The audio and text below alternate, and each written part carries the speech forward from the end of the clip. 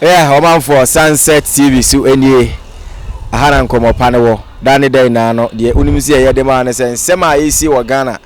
de dika de tie de hwe no enum nkomo ne de brewo ene so ye bepiem wa opania ne din de Alex Kwaku Tete ne nchen bio ono na Citizen I Ghana odano mampani ka say o se yen citizens but me yen spectators nti ekuo kasi a wate a odano na nsema ekoso mamu okasa fa ho ene ho nkomo ne yebedi sendra ya na Supreme Court kasa wiye ye hu de odi nkunim eno no anase court na afom obia ne nadwe nkyere Supreme Court kasa wiye dia obia ne hweka oka kra na se de otobo abos na taso enkosi aga but adwe nkyere de wo ho kwan se o kyere eno nti ye me opani no ye ni nkomo na ye he court ruling na ode baaye no de oka fa ho enne nsem bia editie edehwe e wo Ghana ha ode sheba ya anoche emidin ye me opani ye ni nkomo. All right, tinti ya bedo chairman chen afi yen jipre na yere ne monko wo hese na niema esietie ti hwe Sunset TV ende enkomo ho pa chairman majo e dewa bibi aboko de amado e ya se pa ehia ya che obende se enkran ye Ghana ti nyina ne nkan nti ade chimbia na ade ti pempem se na ebe ma won na wo yere no mba benya ne mbedi ne bia so afofofo chairman na no de ebedi hu nkomo bebre NSC Citizen I Ghana makasa bebre pa batwo senya na mo hwe de besi and rather finally at TBDC mo fan say the first place for abatwo na na say the court oh I mean 5 years so na me say me governor the friend of Bernard Introbusia. Na minchia ni mdiefo kese ya ba untu Asante governor. Anyo no a can be before no be chiro. I said TV station no radio no the ba. And na kele Asante region because no mubu phobia. Asante region. Can be the duty kofu yi. Kofu e di omu china ye o get the force name visible voices at 7 na ene omu no record da ho say o makoyi omu ni perfect judge bi ene mu se easy wo Ghana what I say na nkofo edi o ma mo den so MPP mo ene mu za say boys omo e bi creative bi crewu Salumu chairman Salu meeting aka Mohammed so what I say on the chairman for Delta Force Mohammed Salu ba to me grant and for private minister or no ba ma party we grant na message price what or vote a previous no munya no one endorse ese afi de bi grave so ana me ga say afi no senye ono a can be community Kenya kra because he is a very smart guy. I see because of untumi station or here why people papa but na man for hu ne before here ono na yi eniema akwan ene adan ne edwuma andi before ye na de yi ene ma Ashanti region ye ka it won say the station e be one of station or the abo party ne nyasa of campaign na mo de fa so o ye mi nipa bet me crown say ye to abawi me ka say eduoma omo ye ya ma the appointment committee MPP for bre ene parliament omo bre nyina on say samije mfimu na start kasa ne nyina ye party no penifo bi to say wontumi chairman blaze say omu yan goman for number wa for party ni for mo anya bibia ma o just say nkofo a man say we win am twice oh masa na win no we win am one twice win ni the party ni krom ha ne Ghana ha no metimi aka say nyambi di sia win ni bia kra na mbi before ne win obi enim mbi ni wo domo na won hwe media mo media NDC ba power mo hwe se ne ya mo criticize you na MPP wo ya mo yesa so MPP for ne mo ye nyina no edidija no eje too much ma MPP for omo mfe nsua de o ekufo tam ne me esi ye kufo adwuma ye ene wo hwe ne na ado abeto aso ya denti na sesenka ne be chese MPP go position but 2024 ebesi MPP will go position NPP be go position 2024 na wo de woni enyina so ani cheche ni na so enyina so ni say Ghana for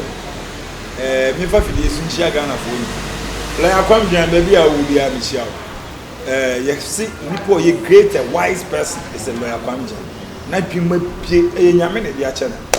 isin uyi isin na na do free wa wan pa na ye ka se ye mfa obi mra se isin region nipa sise safomanfo eyi ne ho afi me bo na na do ko nti wan pa na isin region ye ka se ya appointed for president ye be appointed ye nyi obi omo aka nyina ya Ashanti ne other parties except only lawyer Kwamja o take okoso otumfo eboy mu ase ni achia onana otumfo kra nim se lawyer Kwamja was a powerful person unim but won say isin no achim no ajamboni ne dos no ja ne sa ne ma no nya free ne o enye ne ne start you we back the dada say nya sa o de hwe papa you wise so we you wise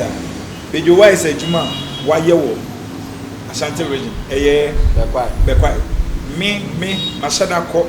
ho several times akogina jo wise fie ogugro ni nyina na ono ni fie ekwan ye ko ni fie de na no pe na aka no na ya ko safomanfo ko Eastern region we be a safomanfo Eastern region nyina etutu e dan te say frikofo time a obenya 3 appointment ene ekufo ado o kiri ska ni nyina gu ni fie keke uko ni fie nipa ba ko nko a ne ka se pro be 20 any team dia wote te safomanfo owie wan se no brobo ase wan ne wenze auditor general yeah Daniel enyo onu ne kwotwen safomanfo nsem yi ba ya aye wo asem bi before asum aye wo is it grandma you need by force ene di ni nyina ya ho ya kanipa wo ye safomanfo asem de menka na achem memu no ehwe fompa na betimi atese safomanfo ba enti no wanya wo ye factory bi tese ne your friend say we aye wo ko ye benze Brian Champon why wo ko wi masa betimi a kire me ebi asafomanfo aye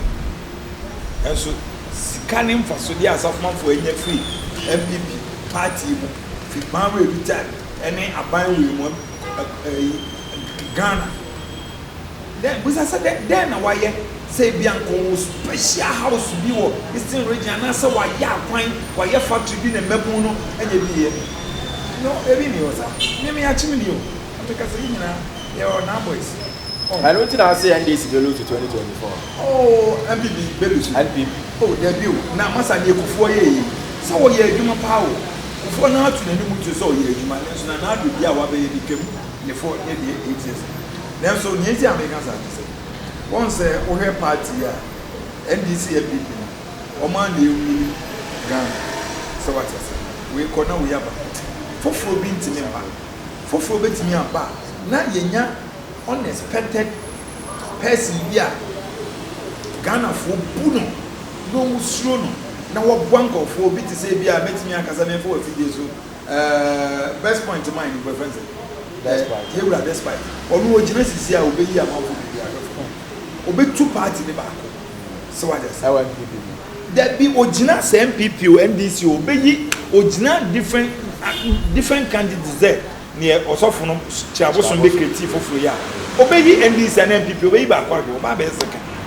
so or the no to standard and now say senka yewura kantankan so say ne wayi ne ti aform party be say opese o ya because of why BB man go for so ehun that's it I see enti na ma me cancer so what is it now we minister ba ko timi tam cars 200 no they akoche office of the president minister ba oh unse nsem ni bi o ba o kan enakraka so nti untimi mbo bi adi be won ye do koto seta bi say o bia o hwe cars ana wo ye we now tam pick up mako 200 at the office of the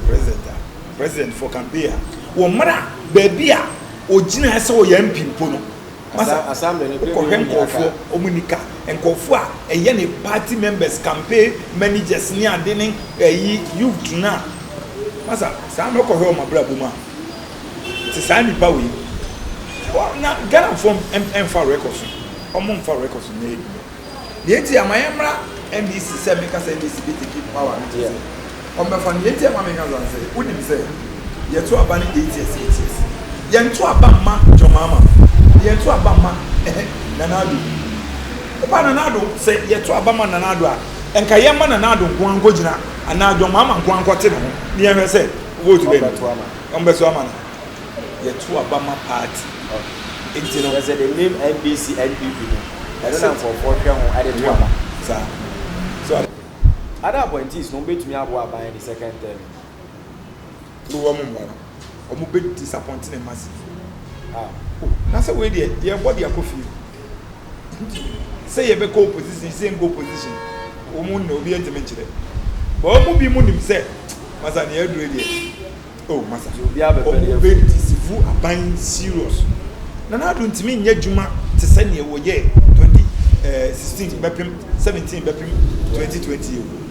what do you market on the wall David onya sa ahmode ni bi na ono so ehin grounds and na bango we are very disappointed because we been say we ye djuma it in ka esa Ghana for danasi kapato no already dey see eti ye ko we dey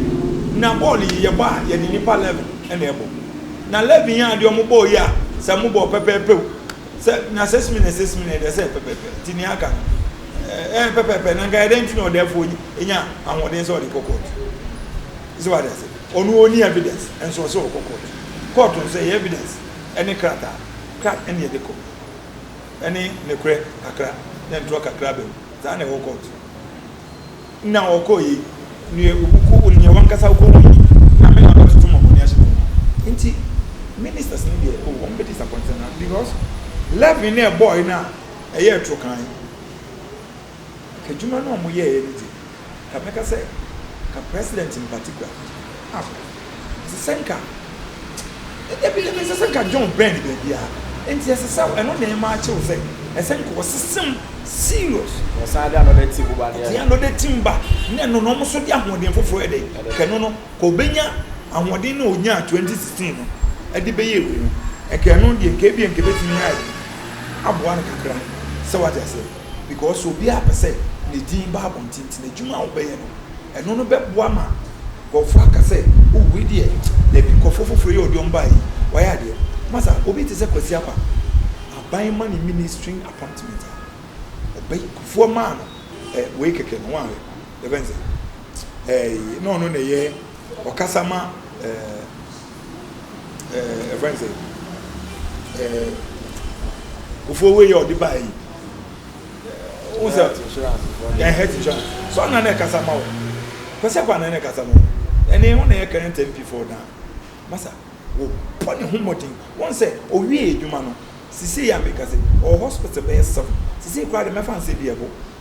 enti sa papa we no o ye edwuma o ma be mo foforo o ye buja mo no